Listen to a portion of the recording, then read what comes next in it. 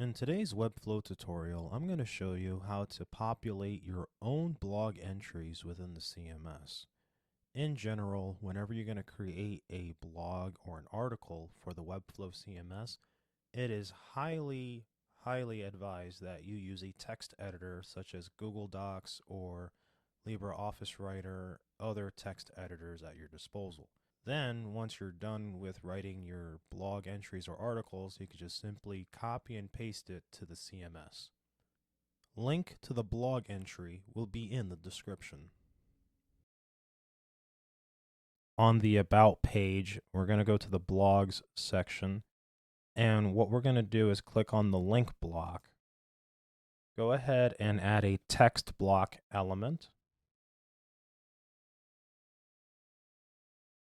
And what we're going to do is click the purple button, and we're going to link it to Published On. Now, if you don't see the text at all for Published On, all you have to do is click on Publish and then Publish to select the domains. And then you just let it do its thing, and then you will see the publication date on screen.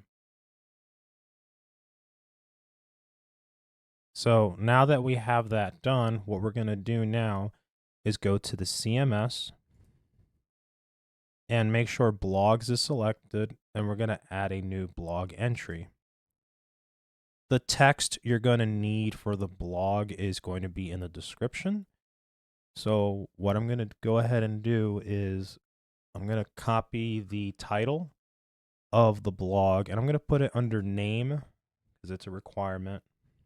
And then what I'm going to do is for blog title, put it there.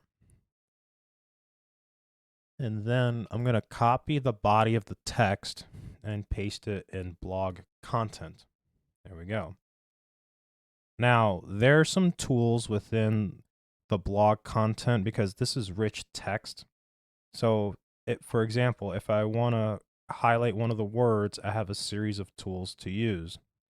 There's bold, italics, superscript, and subscript. You can put a line of code in. You can add a hyperlink, and you have your header tools and quotation. So let's say, for example, I want to put a link. All I have to do is just highlight the word and click on the link.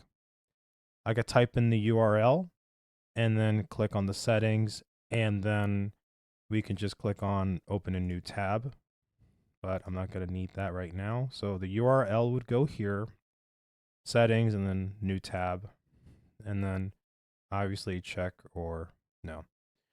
And then also bold, italics, and then that or this.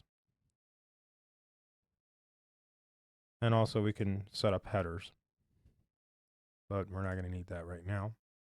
I just wanted to show you what tools are available.